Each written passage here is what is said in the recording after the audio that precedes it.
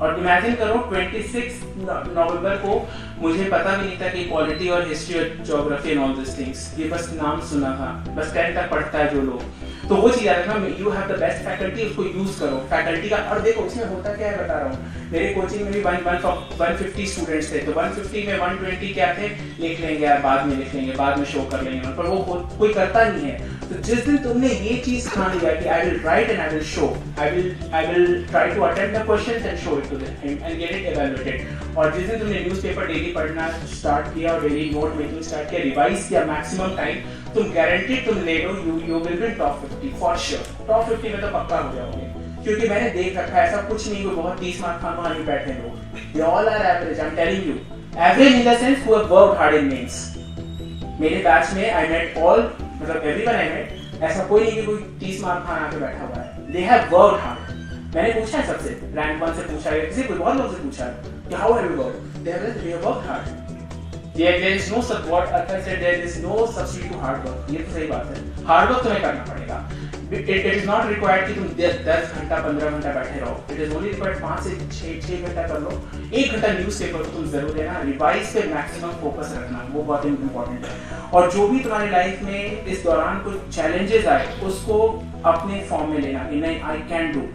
कई बार क्या होता है, मेरे फैकल्टी ने कहा था कि stars can only shine in darkness, ये सही बात है। तो जिस दिन तुम्हारी लाइफ में कठिनाइयां आ रही हैं, इसका मतलब है कि तुम्हारी लाइफ में उजाला आने वाला है, stars will shine, for sure it will shine. एक और मैं बता रहा हूँ स्टेटमेंट, बहुत अच्छा स्टेटमेंट मेरे फैकल्टी ने बोला था, जिससे मैंने काफी मोटिवेशन, और इनफैक्ट आज मैं इसे याद करता हूँ। वो था कि I started my journey and my path was full of thorns but I continued. मेरे रास्ते कांटों से भरे हुए थे, बट मैंने कंटिन्यू रखा, कंटिन्यू रखा, and all those thorns change into roses, वो सारे वो जो कांटे हैं वो गुलाब में बदल गए। और ये तुम्हारे लाइफ में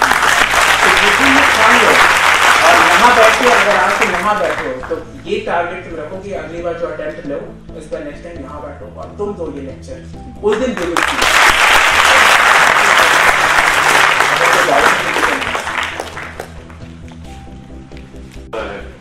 और I still have fond memories of Rashid जो परेशान करते थे। It's actually truth. I was praying for him more than him कि इसका हो जाएगा, and it was really great. I think ये possible है, आप मेरे ख्याल में आपको लग रहा है differences between hard work and बोल के ही जाता हूँ। यूपीएससी जो है वो डिमांड करती है मल्टी डायमेंशनल आंसर, वो एक टाइप का जैसे क्वेश्चन इज फ्रॉम ज्योग्राफी। अब ज्योग्राफी में तुम सिर्फ ज्योग्राफी तुम लिखोगे तो मार्क्स नहीं मिलेगा, तुम्हें 10 में 1 मिलेगा, 2 उससे ज्यादा नहीं मिलेगा। क्योंकि आप तो देखोगे जो भी कंट्री की पॉलिसी बनती है, अगर वो पॉलिसी साइंस का है तो वहाँ पे इकोनॉमिक्स भी रहता है, वहाँ पे एथिक्स भी रहेगा, वहाँ पे पॉलिटी भी रहेगा, सोशियोलॉजी भी रहेगा।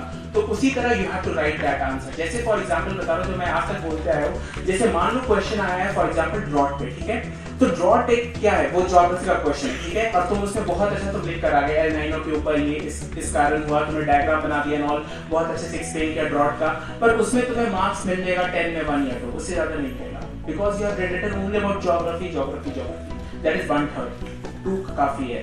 You have to write your science and tech. कैसे science and tech? You have to write your suggestions कि drought resistant seeds, biotechnological interventions, canal system, interlinking of river, all these are modes to control drought, ये लिख सकते हो। या drought वाला fund जो फिर अब इकोनॉमिक्स का लिख सकते हो, ड्रॉट जब भी आता है तो रेवेन्यू लॉस होता है, जिससे बैलेंस ऑफ पेमेंट कंट्री का हो सकता है, जिससे कंट्री को ज्यादा इंपोर्ट करना पड़ जाता है, उससे बिल्स ज्यादा आते हैं।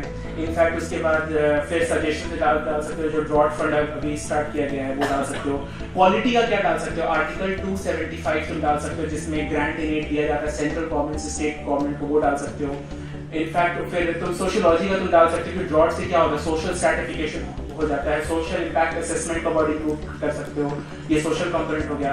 तो you have included economics, you have included polity, sociology, geography, science and tech, all these things. इस आंसर्स को तुम्हें ज्यादा मार्क्स मिलेगा, you will get more than 50% marks, क्योंकि तुमने सारे डायमेंशंस को छुआ है मतलब। So it should be an integrated mode of writing, multi-dimensional answer, and it is applicable in geography, quality, sociology, science and technology.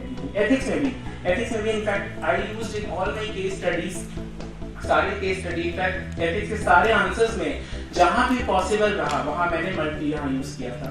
Case studies थोड़ा सा भी अगर इन्वायरमेंट से रिलेटेड था तो I use environment, I use ethics, economics, everything.